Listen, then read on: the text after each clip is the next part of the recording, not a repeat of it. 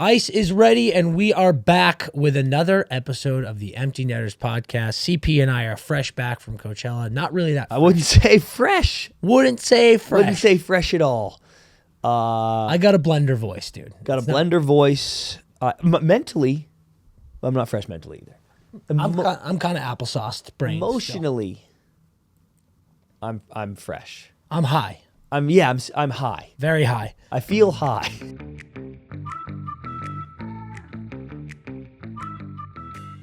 Dude, I had a really funny watching the Red Wings game last night. Voice is absolutely crinkled. Yep. And Razor scored an OT, and I screamed. And I was like, dude, I can't afford this. I did it during the Pens game live. I screamed live. I ruined it.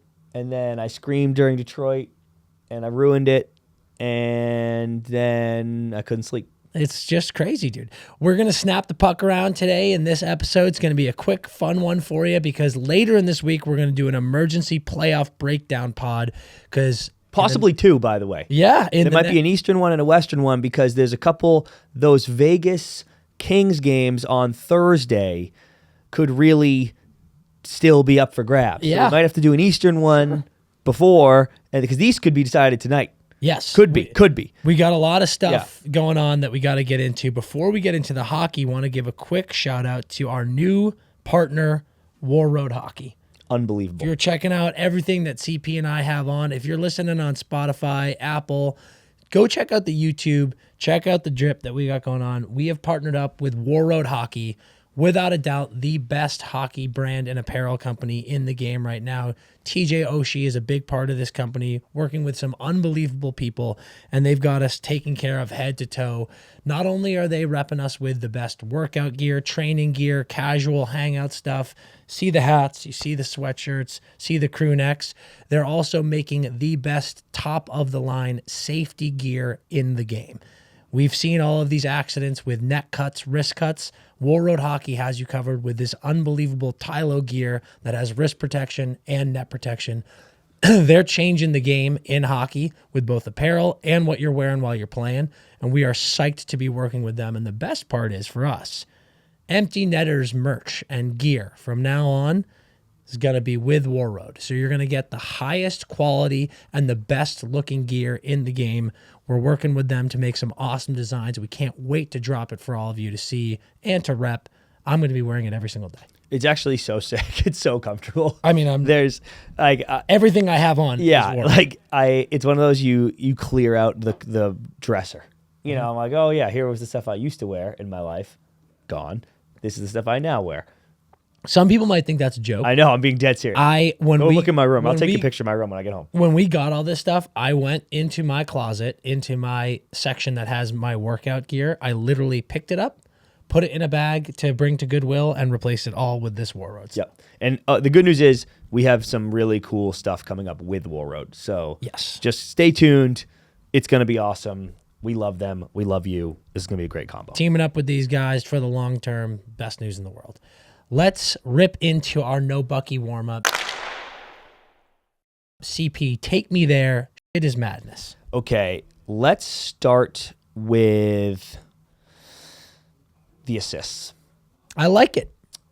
Connor McDavid, 100 apples. 100 in one season of hockey. Now, first player to do this in over 30 years. Yep. And now the fourth player in NHL history, along with who, CP? Let me see. I'm pretty sure it's Waino, Mario, and Bobby Orr. Ho-hum. The three best players in NHL history unanimously. Insane. And now Connor McDavid joins them. Ridiculous. And after the start this Oilers team had, and I got to say, I'm such a sick person. I've had so many instances. I did it with Ovi. I did it with McDavid a little bit, where it's like I don't want.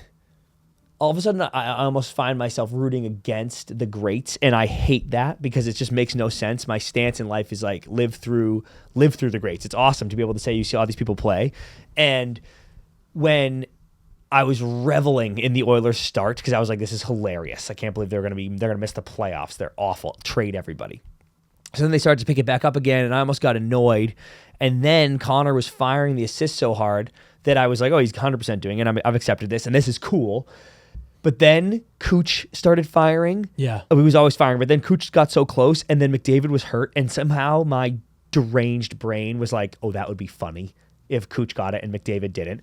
So I found myself literally, as the Oilers are fucking pumping in goals, just absolutely fist fucking the San Jose Sharks. Stop. They have families.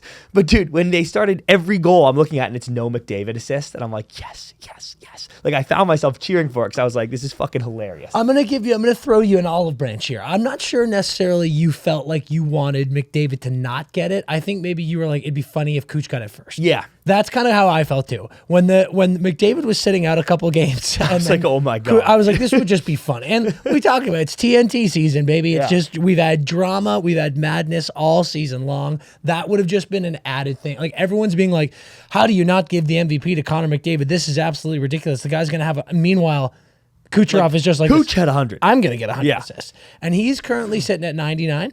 Yes, Kuch? he had an assist on the first one last night. So Kuch like, has 99 assists, and he plays tonight. Yep. So no, he plays or tomorrow. I think he plays Wednesday. Okay. So either way, the Bolts have one more game. Yeah, yeah. So Kuch has a chance to get 100 assists. Stammer's 39 goals. Kuch has 99 assists. Come on, boys. It's just like link up. It's the Brady Moss thing. They were both one touchdown away, or whatever it was, going into that last game. I was like, you got to link up. You got to link up and do it. I really hope Kuch does it too. Me too. I think it would be, because here's the thing, man. Kuch is a mutant. He's so good. And, you know, when Matthews is scoring 60, we were like, I don't know if he'll ever do that again. And whoop, here we are. Yeah. So my knee jerk is I want to say we're probably not going to see these guys do 100 assists in a season anytime soon, but who knows? But if you're at 99 assists and you got a game left, dude, like you just have to do. I'm greasing the refs, dude. If same. If Kuch is on the ice and a goal gets scored by Tampa, I'm like this 86 on the secondary on that one. Like he's got give them both. He got both. Yeah, primary and secondary. 101. Who are they playing? Let me just check that real quick. It's just a. They're playing Toronto. Yeah. Sick. Is it? I thought it was tonight. No, dude, it's Wednesday. It is Wednesday. Okay. All right. Bro, that is awesome. We have a chance. 70 goals and 100 assists in the same fucking game. Yeah. I mean, Toronto has 2 games left. So I know. Matthews probably already have it. He plays tonight. That would be cool as hell. I really hope they do it. And how sick would it be to look back and be like, to your point, maybe it doesn't happen again in a fucking 30 more years. How sick would it be when the stats like, it's 5 guys ever, and 2 of those didn't happen for 30 years, and 2 of those did in the same season. So sick, dude. Here's a potential ricochet shot. Is there anything to Kuch? I'm not even gonna say this. Never mind. No, say it, because I think you're in it. Is there anything to Kuch? Us rooting for Kuch not to do it, to keep that such an elite group of names. Okay, no. First of all, get out of my applesauce brain, dude. Like we're having the same thoughts right now. I think sometimes when new players do insane things, when new players in the league currently who are not at the end of their career get this acclaim and reach these unbelievable milestones, a lot of times people go, "Ah, man, you're kind of muddying the waters of these elite stats." Yeah. Or that person is in the same conversation as this guy. That's ridiculous. People did that with Crosby after his like 3rd cup. People were like, I mean, Crosby's not that good yet. Like, I can't believe he has dude. We talked about it earlier this year. I called Crosby the 4th best player in NHL history, and people jumped all over me. He absolutely is. Yeah, he's 3rd. It's like, God, who are you dropping out of that? Wayne. No, I mean Mario. Wayne, I can't speak. Wayne, Bobby, Crosby, Mario. That's crazy, Tank. He's top 4. I thought you were going to say, do we look back at this? And I mean, Connor has already achieved this legendary status. Yes. It's every season. He does something ridiculous, and the cups will come. I truly believe that. Will they come with Edmonton? Maybe not. We'll see. But the cups will come for Connor McDavid. That is not, it's truly not even a question. I really don't think so. Kuch is the one that I think people, when you look at this 100 assist season thing, people are like, you know, you'll see something like this, and this is not coming from Tampa fans. This is coming from casual fans. Yeah. You'll see that list. Guys who have had 100 assists in a season. Wayne Gretzky, Mario Lemieux, Bobby Orr, Connor McDavid, Nikita Kucherov, if he gets it. And people will go, one of these things is not like the other. And to that I say, you're wrong. Yeah. It's what we talked about it earlier this year. Kucherov is arguably the best player in the NHL. He's special. He has been a top 5 player in the NHL for the last 4 years. He is ridiculous. So put some fucking respect on that man's name, people. Like, if you are unfamiliar with his game, apologize and study up, dude, because he is preposterous. I also think it would just be a killer to end with 99. You can't have it happen, dude. That's what I'm saying. If I am on the Tampa Bay Lightning, I am doing everything in my power to make that happen, because get him one. Ending with 9, it's like I look at Flip Forsberg, our boy, love him to death, 48 goals. I'm like, shit. Breadman, 49. Shit. Like, I wanted you to get it, but I'm not that worried about those two. Like, I'm like, you could do that again. Brett is a little crazy because it was like, what was his highest before? Like somewhere in the 30s, maybe? 32. And like now he's pumping in 49. It's crazy. Craziness. But I could see Brett getting 50, and Flip, I could definitely see getting 50 next season.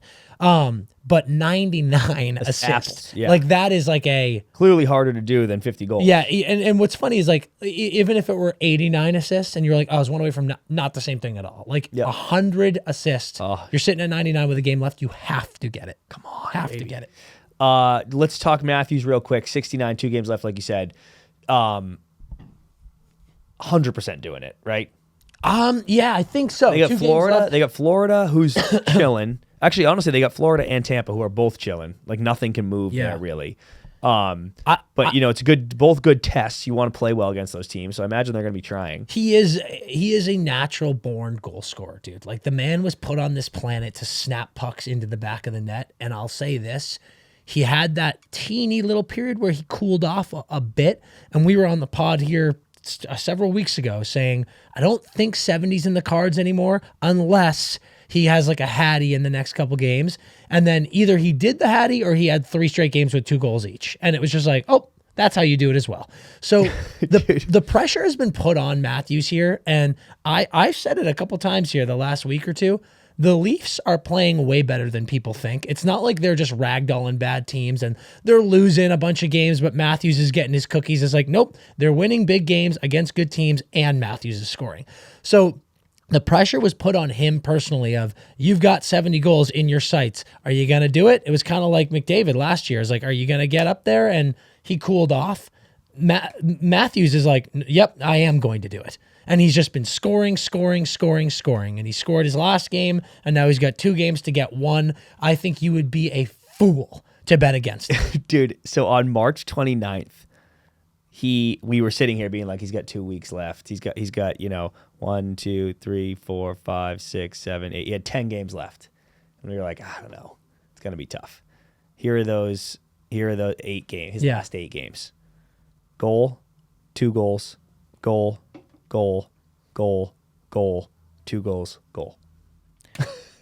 Like, that's ridiculous. That's despicable. Like 2 games left. He's out of control. He's on an 8-game absolute heat session to just get 70. Yeah. And he's going to fucking do it. I think he does it tonight. I think so too. I think he does it tonight. I wouldn't be surprised if it's the first goal of the game. I wouldn't be surprised if he finishes the season with 73 goals. Honest to God, me too. And in fact, there's a part of me that thinks if he hits that 70 spot right on the nose, that's just so cool. It's like, fucking A, dude. Like, he did it. But I really want him to fucking score a Hattie tonight and then 2 goals, or do it twice. What if get back-to-back Hatties and finish with like 75? If he goes back-to-back Hatties, gets 75, you give him MVP? No. What? I don't. This 200 assist guys are going to split the vote. You know what? 200 assists, so now that's not even cool anymore. I saw some fucking butthurt loser Leafs fans on, it was like a comment on Instagram or Twitter or something, saying if Matthews wore any other jersey in the league, he would be MVP. Oh, what do you think about that comment? I think it's literally the exact opposite. I think the fact that he agree, might dude. even win MVP is only because he's wearing a Leafs jersey. And I'm not. I fucking love Austin Matthews, and I fucking think 70 goals is so sick. I'm not chirping that at all. I just think the Toronto bias is real, and the media is hard on those guys too. Don't get me wrong. It just that's crazy. What on earth is that comment, dude? Like, I listen, Leafs fans. I know you have your struggles. I know that there are things that you deal with, but what the fuck is that comment, dude? Like, are you acting like the league is like? If a Toronto Maple Leaf were MVP, that would be bad. We'd have to be bad for the Like, league. are you fucking stupid, dude? What Did are we you talking? see the All-Star game this year? That was one of the craziest comments I've ever seen, Dude. Now I'll say this: the great debate. Shout out Biz. It popped on Twitter. What's more impressive, 70 goals or 100 assists? I actually have been really loving the conversation of that. Of, some people go, what are you talking about? It's not even close. It's 70 goals. Like, you have to score a goal to get the goal. 100 assists, you could have a secondary, you could have a primary, you could have one of those assists where you're the fucking bumper and then a whole play happens and blah, blah, blah, blah, blah. I actually don't know where I stand because 100 assists is insane. And I think... And clearly, by the people who have done it in the time, I mean, like knockout Wayne's 11. Yeah. It's a very hard thing to do. Yes, and I think the proof in the pudding is the people in the category. Now, if you could look up for me right now, how many people have scored 70 goals in the NHL's history? It's not far off of that elite category, but I do think that there's something. You got it? Let me hear it. The 70 goal mark has been reached 14 times by 8 different players. Let's see if they give me this list. I was like, you gonna read them? Just the headline. Yeah. Just interrupt me when you get it. But it is interesting.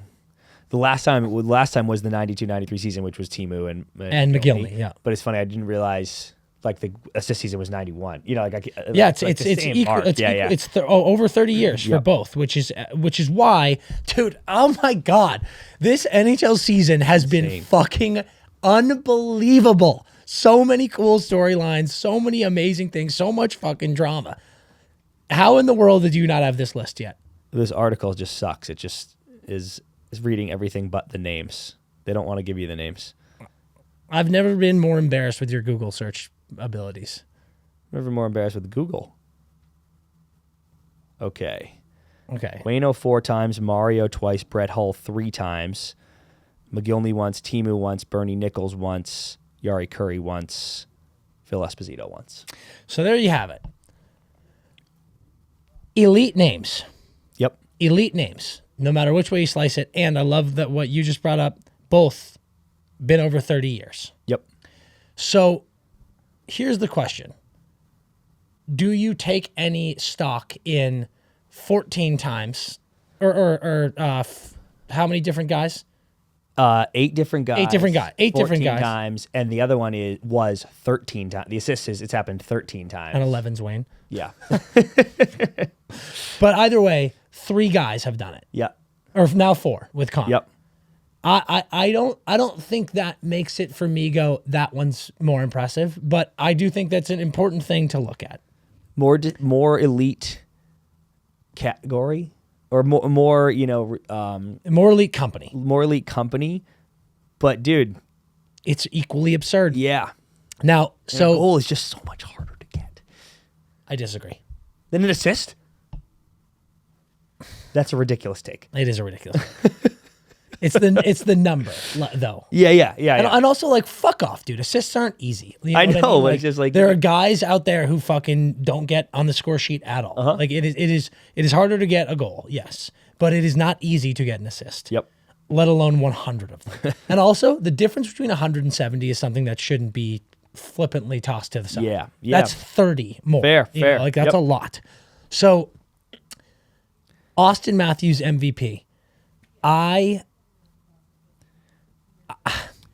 There's a part of me that I always look at the assists. Like, he has sub 40 assists still, right? Yeah, maybe. That I do think that that's something to look at and be like, that is weird to me. I don't get it. But whatever. The biggest thing for me with Matthews, 38. This fucking guy is possibly going to win the Selke. Yeah, he's a stud. And I'm like, he is in the MVP conversation, dude. Like, fuck the points. Like, he has 70 goals. He has over 100 points. It's ridiculous. what I want to look at is like, he's also possibly going to win the Selke. He's in the Selke conversation and he's scoring 70. It's like Johnny was on the episode last week and he very accurately pointed out, like, he loves, he's like, how is Panarin not in this conversation? How is David Pastrnak not in this conversation? And I think those are great points. But when I look at just the eye test, dude, like, you know, take away the most important to your team, all that aside, Nate, Kuch, and Connor, to me, are so eye test. Like, they are so much more the MVP than Artemi Panarin and David Pastrnak. Yeah. So, like, stop this conversation. Austin, however, I think deserves maybe a little bit more credit than he's getting because of that other side of the game. Yeah. Like, you look at his hits, you look at his blocked shots this year for a guy who's also popping in 70. Pretty sick. It's ridiculous. If it was, somebody said this too. I think it was Witt. Kuch's 100 is as a winger too, not even a center, which makes it really interesting because I always think it's so fascinating that Austin scores this much. I think if it was 80, Dan, 80's been done 4 times. Mario once, Wayne twice in the 90s once, and Brett Hull once. If Austin scored 80 this year, if Austin scores 9 goals in the next 2 games, then I literally do give him it. I completely agree. Like, if he hits 80 goals, So happy to say that. I go, dude, done. You're the MVP. MVP, 80 tucks. Pretty sick. Absurd. Okay, I need to talk about, and honestly, this could have been a hot ice, but we're going to talk about it right now. We're going to talk about everything that happened in the Met last night. Yeah. Let's start with the Caps because they control their own destiny, and they beat the Bruins last night. And the Bruins don't have a ton to play for, and they look. It's not quite true. I know. Just to give you a quick breakdown here. The Boston Bruins tonight will clinch the Atlantic if they defeat the Senators in any fashion, or if they get 1 point and the Florida Panthers lose to the Toronto Maple Leafs in any fashion. Yeah. So there is a world where they could flop. They get jumped, yeah. And that is a big difference in who you play. It's either you're playing the Bolts or you're playing the Leafs. Yep. So they absolutely have stuff to play for, which however they feel. Yeah, right. But it's also home ice stuff you've got to consider. You know, like, that's a big thing. It's also, dude, I tweeted out last week, the Caps have been so impressive. I can't believe that they are in this race. Caps fans, you're going to be mad at me here. I am a little bummed with the Caps if they sneak into the playoffs because I think the Caps are get into the playoffs, promptly get swept out of the playoffs. I don't see this like, we can make some noise in the playoffs. There's been a couple people losing their minds too. I'm getting a little off topic here, but actually this is a nice rant I want to get on with you. Yeah, do it. I don't mean to talk shit about them because, like I said, they have been so impressive because they're winning important games. Like, oh my God, they're not finding themselves in the situation. They are playing themselves in this situation. I think Charlie Lindgren is the best contract in the NHL, dude. Like, this fucking guy has come out of nowhere and played insane goalie for the Capitals. 2 shutouts against Boston. Insane. I think Boston had 18 fucking shots. Dude, 16. That's what I was about to say. Yeah, it was one of the fucking embarrassment. Truly one of the most pathetic displays of hockey this season. And if I'm Sway, I'm like looking at the boys being like, you guys going to do anything, dude? Shoot like, the Jesus puck. Christ. But a lot of Caps fans, not a lot, couple very passionate Caps fans have been yapping about Spencer Carberry being a Jack Adams finalist. Yep. Where do you stand on that? Because there's a part of me that goes, great finish to the season, Caps. But the Caps are a bubble playoff team. I think they're going to sneak into the playoffs. Yep. Before the season, where did everyone have the Caps? A bubble playoff team? Yeah. So I'm just a little rattled. Maybe a little under, but your point stands. I'm just a little rattled that the Caps sucked ass to start the season, and Carberry has this team, and now they get them into a place where they control their own destiny, and with a win, they're going to sneak into the playoffs. I just don't know that I make you a Jack Adams finalist. I'm like, good job. Yeah, you but don't. Like, did they overachieve? That's what people are like. They've been overachieving, and I'm like, how so, dude? Like, they had a bunch of players who were sucking, and like now they're not. So I don't know, man. I think it's a little boosted. I've been very impressed with this team. I've been very impressed with Carberry, but not to the point where I'm like, he's a top 3 coach in the league this year. Give him his flowers. Is he a top 8 coach? Absolutely. Yep. I would even go as far as to say top 6. But finalist, I just think we're losing sight a little bit here on what some of these coaches have done and what was expected of this Capitals. They're right in the window of what they thought they were. Like they're right in the window of what everyone thought that they probably were going to be. I'm trying to find the stat. That's what I was looking up. I'm pretty sure the Capitals have the least amount of goals for in the entire fucking NHL this year. I saw that on Twitter the other day. I'm like, dude, and to your point, there's Ovi is super exciting. The team, I love a lot of those dudes on that team. Oshie, but I just don't know how that team makes any waves in the playoffs. And dude, you're probably going to run into the fucking Rags. You are going to run into the Rags. But so I'm not betting on anybody except New York in that series. But it would be much more exciting, I think, to catch Showtime and the Wings or the as you pointed out last up, the surging Penguins. They certainly have the least for playoff team. But like the Sharks have much less. Maybe the Blackhawks, Ducks, Kraken have less. But where are they? I think that's it. I think they're. Other than that, yeah, those are the only teams that have less than them. It's fucking insane, dude. Yeah, it's crazy. Like you cannot be in the playoffs. But like I said, they control their own destiny. They beat the Bruins, and who they got tonight? Philly, huge game tonight. They beat the Flyers, you're in. Mm-hmm. And I said on the live last night, I'll say again right now, I wanted whatever team that makes it to win both their games. So if that's the Caps, then that's the Caps because they won their games. I hate that, like, everyone lost all of our games, but I still have the tiebreaker, so I'm in. Bullshit. So get it done. One of these 3 teams, because Pitt wins and they both lose. One of these 3 teams is going to win both their games and they're going to get in and they deserve it. If that's the Caps, so be it. Let's go to Pitt real quick. Sick win against the Predators. We were watching it live.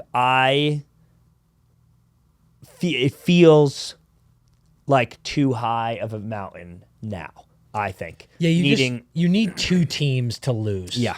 And that's tough. Needing the Wings loss, any loss. Because even an OT loss could do it if they win. It's also tough because you're asking 2 teams to lose to worse teams. And when their life is on the line. No offense, Flyers. Flyers are going to be, like, I think Flyers, Cappies are, That one's tricky because Philly needs it too. Yeah, pretty close, but, based on standings, Caps are better. Yep. So, yeah, that's a tough one. So I think the mountain's too high for Pitt, and it blows, and they have only themselves to blame. And it missed me with, like, they never should have traded Gensel shit. Like, they played better without him, and I'm not saying they're better without him. I'm not saying Gensel isn't good. I'm just saying there's no guarantee that the game was going to elevate down the stretch here, even with Jake. They have only themselves to blame for the season they had, but they did. What makes me sad, other than my massive Crosby love, is they gave it such a bid with their last. It was like, dude, you'd have to go fucking 9-2-1 in your last 10 in your last 12. And then they did. They didn't limp home. Totally. They fucking bulldozed home so hard. And to come up, maybe a point short here, such a gut punch. It's really tough too how the schedule breaks down. This episode will come out and things will be settled. Yeah. Yeah, true. Maybe. It must be so ass for them to watch tonight Detroit and Caps play, and if either wins in any fashion, you're like nothing to play for. So you show up tomorrow and you go, okay, hell of a season. What?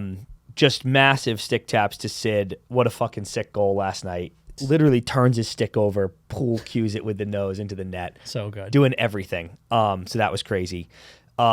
Which takes us to the Red Wings game. Yeah, I mean, listen. The Red Wings are... I wrote them off for dead. I love them so much, dude. I love this team so much. I love that city so much. I love the fans so much. And I love every single fucking player on that team so much. I'm heartbroken because they overachieved by every standard. And they got into this weird run the last month and a half where it was like they were in, dude. They were just in, and they just slipped a bit, and they've battled through a lot of adversity. And here they are, and I hate that they don't quite control their own destiny. I know. I wish so badly that the Red Wings were in a situation where if they win, they're in. What I unfortunately think is going to happen is the Red Wings are going to win tonight and do their job, but the Capitals are going to win tonight. Philly. And it's, you just go, well, we did everything we could. And what bums me out is I know those boys, because I know how bad they want to win and how bad they want to get that city back into playoffs. I know they're going to go, well, no, we didn't do everything we could. Because they will be the first to tell you, you look back at their schedule, I'll do it right now. There are just some games that I know they will be the first to say, we had no business losing that game. Dude, it was that, while you're looking it up, it was that insane stretch, you know? And the fucking Kings did the same shit for longer. But the Kings did the same shit where it's like, if Vegas jumps them, or maybe they didn't want that, I don't know. But my point is, the Kings can look back and be like, why did we lose every game in December? And like, whatever that's. Well, this is it. So you go back to February.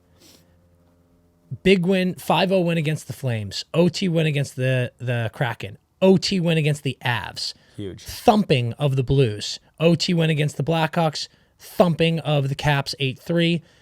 And we're now towards the end. We're at February 27th. So that was a heater. How many games in a row was that? 1, 2, 3, 4, 5, 6 straight wins. Nice. And that is when they were like third. Yep. In the Atlantic. Or not third, but Yeah. they were in. Then they lose to the Islanders. Then they lose to the Panthers. Yep. Then they lose to the Avs. Then they lose 4-0 to the Yotes. Yeah. And that was, I was like, dude, a tough one. that was 4 straight losses. And it was like, boys, come on. And this is the trash patch, dude. Yeah. The trash patch. Yeah. That's what it was. Yeah. Then they lose 5-3 to the Knights. And that's like after you've lost your 4th straight and 4-0 to the Yotes, you're like, guys, pull up here. And then you play the Golden Knights. Regardless of their struggles, that's still like a juggernaut team. Yep. Then they go to Buffalo and lose 7-3. I remember that one, yeah. 6 straight losses. Then they go home and play the Yotes again. 4-1 loss. 7 straight losses, and that was that, dude. Yep. Like that. And now you're in a dogfight. After that, they were in a dogfight. And then it was just like win versus the Sabres, loss versus the Penguins. No, OT win versus the Blue Jackets, win versus the Islanders, loss to the Preds. OT loss against the Caps, loss against the Canes. Shootout loss against the Panthers. Win versus the Lightning. Loss against the Rangers. Win versus the Sabres. Loss against the Caps. OT loss against the Penguins. That one is brutal. Yeah, dude. And that was a brutal game. A couple ones heads up there that really are killing you. Huge OT win against the Leafs. Huge OT win against the Habs. So, like, final stretch, they're doing it. They're playing the Habs again. It's just, my point being, I know those Red Wings guys look at that 7-game loss streak and go, imagine if we got 1 fucking point out of any of those. Literally, Dan. 1 point. Literally. 1 point out of any of that 7-game skid. And you're in playoffs right now. The people, I've read this a long time ago, that was like, if you think you're a neutral watching a sporting event. Yeah. Obviously, most games you're like, I want this team, I want that guy, whatever. If you think you're watching a sporting event where you're truly a neutral, they say, take a coin and say, heads, I'm rooting for team A, tails, I'm rooting for team B. Yeah. Flip the coin. And in midair, you will know who you're actually rooting for because you feel yourself starting to hope it's heads or tails. Yeah. I have never had that proven more true than watching the Wings come back last night. Like, I've been banging the Penguins drum because I love Sid so much, you know. And obviously, I wish the Wings and, like, I love Detroit too. I wish the Wings and. Oh, yeah, dude, here's my allegiance is sorry, because all the fans, I truly love you all, but, like, if I could shoot the Islanders and Caps into the sun and replace them with Pitt and Detroit, I would do it like that. Because, like, that's what I would love. But I've been like, well, God, if someone could get in, I hope it's Sid. I just love Sid so much. This would be a sick, like, story for him to drag this fucking team in. But watching the Wings like when Razor tied the game, I almost punched I almost broke my other hand. Dude, I was punched a hole through the wall. I'm watching that OT. There were a couple of crazy plays. Larks had an unbelievable crash to the net, which should have been called a penalty, by the way. He almost snuck a 5-hole. Kaner had a great wraparound chance that he got hauled down on, should have been called a penalty as well. I'm losing my shit, and then in the defensive zone, puck gets popped around into the slot. It gets knocked down at Razor's feet, and I forget who gave him the dish on the OT goal, but he flew the zone. Yeah. And I was like, get it to him. Yeah. Get it to him. And then finally they did get it to him, but he wasn't gone. And then in the bottom of your screen, you see Lucas just ripping up ice. Yeah. And I was just like, get there. Get there. And then the pass comes across and he wasn't even in. Yeah. But he just snapped it home. And I was like, oh my God. Like, in that moment, I was like, yep. I need this team. I need this team in the playoffs. So good. I need this team in the playoffs. So good. So that will be fucking wild, dude. It's gonna be a crazy finish tonight. Rags Clint's President's Trophy. Yep. Congrats are in order. Hell of a season, and frankly, damn near wire to wire. Like they started so hot, remember? And then we were like, everybody in New York, calm down. You're not this good. And then they kind of came back to earth, which wasn't panic mode. I was just like, no, this is who you are. You're a very good team. Yep. And then they were like, just kidding, we're nasty. Geared it right back up. So massive congrats to them. I had said earlier, if the Panthers win the President's Trophy, I think the cup curse might get broken because I think they could do it. Hard not to feel the same way about New York. I feel great about him, dude. I mean, it's like we can revisit the jokes because I need a lot of you to calm down. But like, they just have guys playing. Like Crides. Did he get 40? I don't think so. I think he finished with 39 maybe. Yeah. Should check that for me. Just check his stats while I go here. Everyone bitched and moaned about Zibanejad having a down year. Look at his point production. He has picked it up 5v5 that you guys freaked out about. He's had a totally fine year. I think he's just a little shy of point per game. What did he finish with, like 72 points or something? I'll tell you. Kreider, 39 goals. Breadman, over 100 points for the first time in his career, 49 goals. Vincent Trocheck, 70-plus points. 77, Like, 25 tucks. That's unbelievable an season. unbelievable season. And then our little sweet boy, Alexis Lafreniere, finished the season with 58 points, I think. 57, 28 goals. 28 goals, 57 Hey, I'll say it again. Big jump. Big jump. Big jump for Laffy. And listen, there are people like our boy Johnny who are saying he's a future 100-point scorer and he's already a Hall of Famer. That is a great season. It's a great season. What I will say is this. +2. I love how +2. Yeesh. I love how Laffy is, and people are going to bitch and moan he gets no PP time. He does. He does. He's not on PP2. PP1. Yeah. So, yep, that'll be some more points for sure. I love that Laffy went, stop making excuses for me. Yeah. I gotta perform. Now he's only 22 years old, or he's only 21 years old. No, yeah, he's 22. He's only 22 years old. He's a first overall pick. He's only 22. He shouldn't be doing that well. The one thing that I will say on that is 82 games, 57 points. Yep. Right? Here are some other first overall picks at their 22-year-old season. Okay. So again, Laffy, 22 years old, first overall pick. Yep.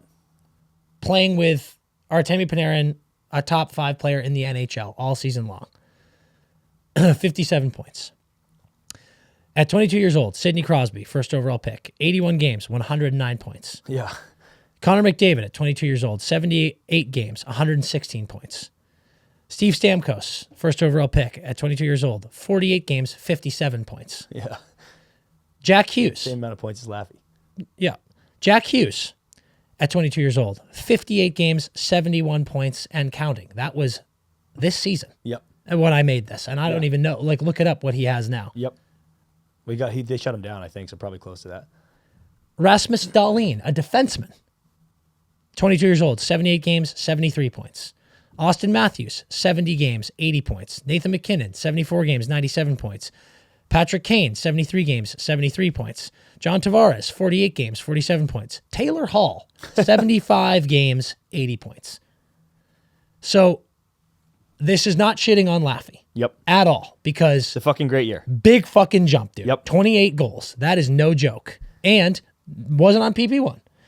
What I'm saying is I love that he like saw the criticism, owned it, and went, stop fucking making excuses for me, fan base. Stop being like, oh, he's only 20. Like, he was like, I'm going to go out there and perform. And just the confidence that he played with. Because he scored some fucking big dick goals. Like some swaggy, some sick ones too. Sick fucking goals. Fuck. And I think that is what's going to, like, 57 points. I think there's a lot of people, a lot of haters or a lot of doubters, probably the better word, who are like, he's going to be a 65, 70 point guy. Now, maybe he will. But I look at that confidence and I'm like, who knows how good he could be, because he performed this year and I think that's fucking. Well, he had, like you just said, he had the confidence that he had in juniors, or he looked like on that track, you know. And I don't think it's fair to just start like ramping up numbers and going, well, at 22 he's got 57, so by 26 he's going to have 112. I don't think that's right. I don't think that logic is right. Yeah, because it doesn't always go that way so linearly. Like you said, you look at Breadman. I'm like, yeah, 30 goal guy, 30 goal guy, 30 goal guy. Sometimes you just fucking turn it on, dude. Sometimes you learn something about the league. You do something different in training. So 100% Laffy could go nuclear at any moment. Yes. I just don't think it's fair to just continually linearly firing it And forward. to dial back to your point, end of the day, this team could break this President's Trophy curse because of that depth. Exactly. Because Panarin, Mika, Kreider, all playing great. Igor, playing fucking great. After a little skid, he's back to big boy Igor. Trocheck, Laffy, playing great. Yep. So, like, the team just, they have the depth. They're cockroaches, like I've been saying, cannot be killed. They've got that fuck you attitude of, like, they start getting down in games that they shouldn't be. They don't panic. They come back and fucking win. Yep. So, it's crazy. All right. We're getting into hot ice. Let's do it. It's a couple of deep metric stat questions. Yeah. The first one we saw on Twitter was discussing the 1 point for an OT loss. And the reason people were bringing it up is because, for example, the Bruins have 109 points, the Rangers 114, but the Rangers have 55 wins this year, and the Bruins have 47. Yeah. Bruins have 15 overtime losses. Which, just simple math, folks, equates to 15 points. Yes. So if you don't have those points, the Bruins finish the year with 94 points. Well below, and I'm taking Toronto's OT away, or excuse me, I'm taking Florida's OT away here, well below Florida's 102. Yeah. You know, so it's like, it's a huge difference, dude. And I'm really passionate about this because I think it's so fascinating, because there's been a lot of people who've been getting loud about this online. You look at the standings, and I look at the wild card race and, you know, the finishing places here. The New York Islanders have 16 OT losses, and they have 92 points on the season. So it'd be 76. And they're third in the Met. They'd have 76 points. They would have 76 points.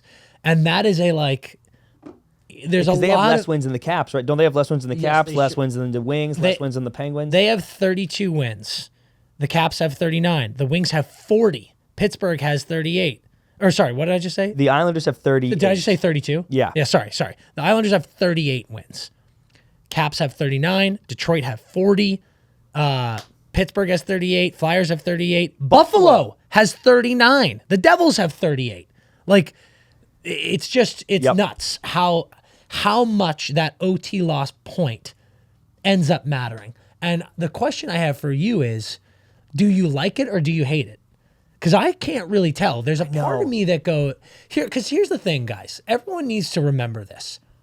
When there are weird things like this, OT loss or shootout loss still gets you a point. The players know that. Yep. It is a factor in how you approach a game. If you're losing by 1 goal, if you're in a playoff race, you know, get to fucking OT. If we get to OT, we can get that point. So it's part of a strategy. It's part of something that you're thinking about. So it's not just like random bullshit. So keep that in mind. In that regard, there is part of me that really likes it because it is a cool element of the game.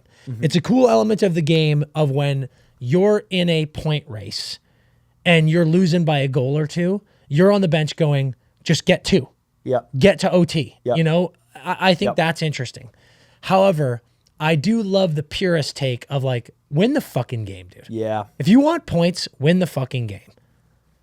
So when we took ties away from the NHL, which I loved, it begs the question of, should you go back to still do what you're doing, OT and shootout, but if you lose, you fucking lose. Like, play to win. The only way you're getting points is by winning. Yep. It's an interesting conversation. What I think people forget, though, is the reason this happened was there was an era of the NHL where the rules committee, whatever, top brass felt like when teams got to overtime, especially in the end of the year when they're chasing playoff spots, they stopped going for it in overtime because it wasn't worth getting 0 points. They were literally playing, I'd rather keep the tie than send my extra, than send a D behind the play to create a 3-on-2, because if we don't score, it comes back, we might get scored on, and then we finish with 0. So they said, what we're going to do now is you get the point no matter what. Try to fucking win, because overtime is built to be exciting and entertaining. That's why this rule change happened. That's a fact. So I don't know that I want to get rid of it. I don't want to go back to the 0 because of that, but I am interested in. But what? Sorry, wasn't what you're saying? They didn't want to go for it because if time expired, it was a tie and they get the point. Yeah, you could just ride it out. So what I'm saying is now you could switch it back to 0 points because you can't sit back and go, oh, we don't, because it's going to go to a shootout eventually and someone's got to win. You go to a shootout. Yeah. Okay. I mean, no, I hear you. The only reason that was a thing was because there was still a tie point. Yeah, and now there's no tie. Now there's no tie. So you say just go back to 0 win. So I'm confused why it was ever done this way, because you cannot rest on your laurels. Mm-hmm. You are the game will be, a winner will be determined no matter what. So you got to go for it. Yeah, dude, I think I would hear that this is a different conversation, which we don't have to get into. I would hear 3 for a regulation win, 2 for an overtime win, 1 for an overtime loss, 0 for a regulation loss. I kind of like that. Winning in regulation is better than winning in the shootout. That is a nice thing. I still think it opens the door for people to complain about if you lose, you still get a point. That is ass. So no, but here's the thing, and is that I don't know if that's your take or that's what you're saying. I'm echoing what people are. Yeah, I truly don't know where I stand. I think I stand with, I'm fine with the point, because like you said, I don't hate the reward for grinding to tie a game. You're down and you fucking tie it up and you're like, boom, dude, fuck off. And I think people were giving me a hard time with the Bees, some of my Ranger fan friends, when it didn't finish close, but when the Bees and the Rags were kind of right there in the President's Trophy, and they're like, I can't believe the Bees could possibly beat us with 8 less wins. And I'm like, well, yeah, we took enough games to OT. Like, I don't know. It's not... It doesn't seem, it's part of the game to me that I'm like, yeah, you made it to OT, you get a tie, you didn't lose in regulation. Sorry, you lost in regulation more. Yeah. I think that's kind of a cool thing, and I don't hate the reward for that. I guess that's my final take. If you lose the game, I don't think you need to be punished that hard if you made it to overtime. No, I like that, and that's kind of what I said at the beginning. It's part of the strategy if you know. It does. I see the point of win or get nothing, because it does add a element of there are teams maybe who are in a good spot, and they get into OT, and I'm not saying anyone rests. Everyone wants to win, guys. Yep. Like, I don't care if you're in first place or fucking last place. You want to win. That said, if you are, for example, if you're the Bruins and you play tonight, and you get into OT, and you've got this point bump on Florida and the tiebreaker, you could get into OT and be like this, got it. Yeah. But if you lose, you get nothing.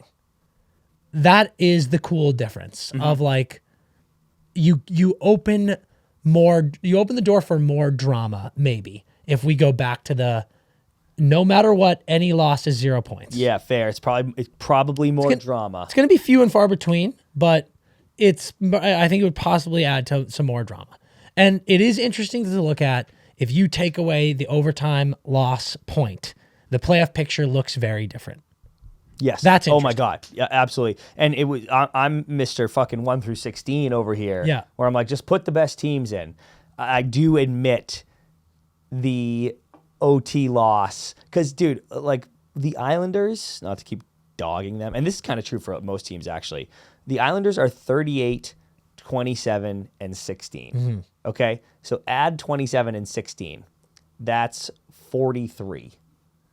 So the Islanders, if you're talking, did you win the game or did you lose the game, are 38 and 43. And I'm like, that blows.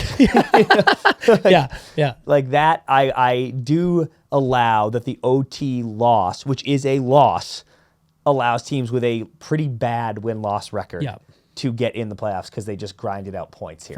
For sure. And I don't love that. Yeah. I still want to keep it. I hear I you. do, but I don't love that. I hear you. Second thing I want to hit is we saw this really cool thing on IG that was teams' records, win percentages versus the best teams in the league and the worst teams in the league. So point percentages for the best teams was calculated only using games played against the top 16 teams in the league. Okay? Yep. And against the worst teams, point percentages are calculated using only games played against the bottom 16 teams in the league. The top record versus the best teams in the league, I'll give you the... Well, actually, I'm just going to read them fast because you'll be surprised by some. Okay. This is in order. So this is teams' records against the best teams in the league. Yep. Number one at 68.6 win percentage against the best teams in the league is the Boston Bruins, which I'm shocked by. Yeah. And that's a pretty big gap, too, because the Leafs are second at 63.9. So Bruins, Leafs. Also shocking. Yes. Bruins, Leafs, Avs, Panthers, Knights. Scary at 5. Dude. Oh, everyone dogging the Knights. Yep. They've been playing the last 25 games without so many of their best players, and then still that. Canucks, Bolts, Jets, Rags coming in at 9th at 55.4%. Stars 10th, Predators. That is not great for Dallas fans. Islanders 12th. Bad. Hurricanes. Bad. Oilers. Bad. Flyers. Expected. Flames. Blues. Wings at 18th. Bad. 6.1%. Bad Detroit. Capitals.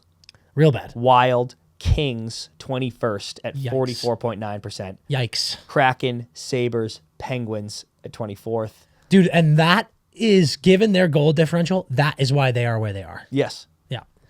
Blue Jackets, Sens, Habs, Yotes, Devils at 29th. Ducks, Hawks, Sharks. Yeah. Okay? Ducks, Hawks, Sharks. Great job. Yep. And, dude, the bottom 4 of record versus the worst teams in the leagues, Ducks, Blue Jackets, Hawks, Sharks. Like, you just lose to everybody. Best record versus the worst teams in the league. Number 1, the New York Rangers, 82.9%. Now, I want to say that stat is not as bad as it sounds, because you gotta gotta beat the bad teams. Gotta win the games you're supposed to, and they do. Yep. Like, that's fucking great. Number 2, Dallas Stars, 82.4%. You know, Great. 9/10 those two against the best teams, 1-2 against the bad teams, which is why they're first place in their division. Yes. Canes, Oilers, Kings, Canucks 6th in both. Dude, I like that. Me too. Avs, Jets, Panthers, Devils, Wild, Preds, Bruins, Leafs, 13-14. And it's fun. Well, I'll keep Interesting. going. Caps, Wings, Blues, Bolts, Vegas, 19th. Yeah. 62.8%. It's so funny to me because everyone's like, Vegas is in the wild card. And I'm like, because they lose to the shit teams. Yeah. Like, they're literally just not insane. paying attention and they lose to bad teams. I think this is... Do you want to keep going? Penguins, Yotes, Habs, Flyers, Sabres, Kraken, Islanders. Similar deal. Like, Islanders fucking 12th against the best teams, 26th against the bad teams. Yeah. So I'm like, dude, they actually could be dangerous. Sens, Flames, Ducks, Jackets, Whatever. Hawks, Sharks. So I love that you brought this up because, like, I don't know if you said at the top, but if you did, just reiterating, this has been a very good metric in the past for playoff success. So there are a few teams in here that I think this looks quite bad for. Me too. Like, bad news for you guys. You're about to play all of the best teams. And if you've not been doing well against the best teams, I'm on the Rangers, but Rangers, this stat does not look good for you. Because all of a sudden, you are now playing those best teams that you are only 50% against. Yep. So that's scary. Canucks, very balanced. Yep. Like, that's pretty sweet. Vegas being 5th is like, ho-hum. Mark Stone's back, in case you didn't see that. Mark Stone's back. Tomas Hertl is in the lineup. Petro's back. It's like, that is the situation now where you go, uh-oh. Like, yeah. is their full team back and they're very good against the best teams? Crazy. I want to give so many stick taps to Boston and Toronto. Yeah. I think Boston, there's been a lot of chatter this year of like Boston doesn't have the star power. They've been riding their goaltending all year long. But regardless of whether or not that's true, they buckle down and beat the best teams. Yep. And now you're playing only the best teams. So that's interesting. Toronto, also very interesting. Can you imagine? We've just been talking about the last 2 weeks about how like they're done. They don't have it this year. And I'm like, well, Matthews scored 70 and they're the second best team against the best teams in the league and no one's talking. Yeah, that's interesting. I would hate looking at this statistic if I were a fan of the Dallas Stars. Same. I've been and frankly that. the Rangers too. But the Dallas Stars, it's like, I feel like especially when you talk about the Central, the difference in chatter between the Jets and the Stars are like, the Jets are kind of frauds, dude. Like, they're not that good. They'll get into the playoffs and then lose miserably. Dallas is a wagon, and this stat says the exact opposite. It's like the Jets will go toe-to-toe with the best teams in the league. Dallas, maybe not so much. Jets 8th against the best team. They're 8th in both, which is cool. Yeah. The interesting comment, Dan, is you said the balance. You're like, Canucks 6th in both, Jets 8th in both. And I'm like, oh, that's cool. You're consistent, which consistency matters in the playoffs big time. But I can't tell if I would rather be the consistent 6-6. Yeah. Or I'd rather be someone like Boston where I'm like, yeah, I'm 13th against the bad teams, but I'm 1 against the good teams. So who gives a fuck? Yeah. I'd just rather I pummel the good teams. Yeah, that 13 is unacceptable, soldier. Yeah. But at the same, I'll say this too. It looks like that the Bruins are going to catch Tampa or Toronto. If Florida hops Boston, we got a first round Bruins Maple Leafs matchup, which is nuts. 1-2. 1-2. Yeah. This is one of those funny situations where if the Bruins do finish first in the Atlantic and they pull Tampa, I'm like glad, and I'm a huge Detroit guy, but like let's say Detroit or Washington sneaks in, and if Boston had topped the Rangers, and they were playing like Detroit or Washington, I'd be like, I feel terrible. Yeah, like you're bad against the bottom half. Oh yeah. Like what the fuck? If I'm Boston, I'd like give me Tampa, give me Toronto. Fuck it.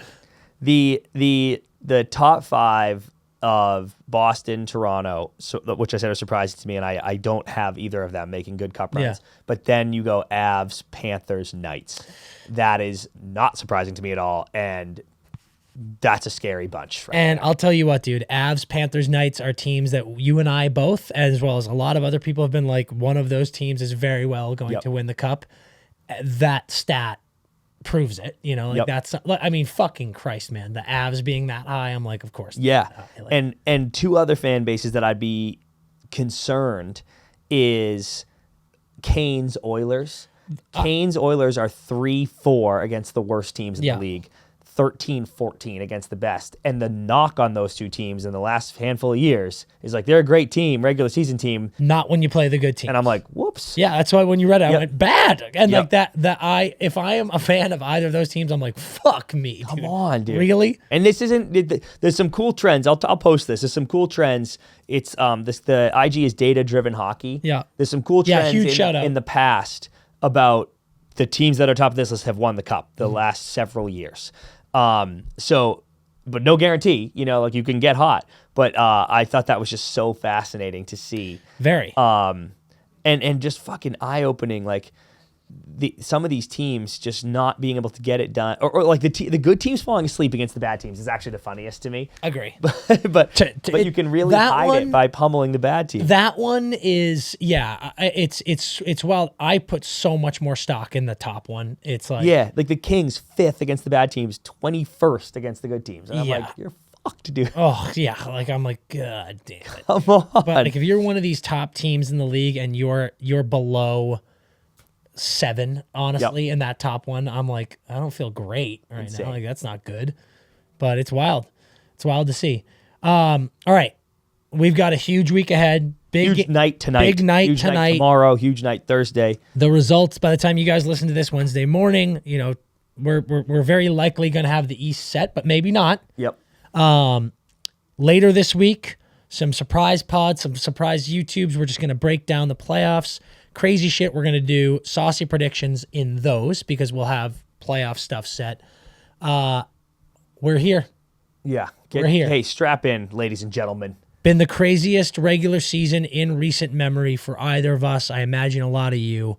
Playoffs are here right around the corner. Let's buckle those seatbelts and get ready. And until then, skate hard.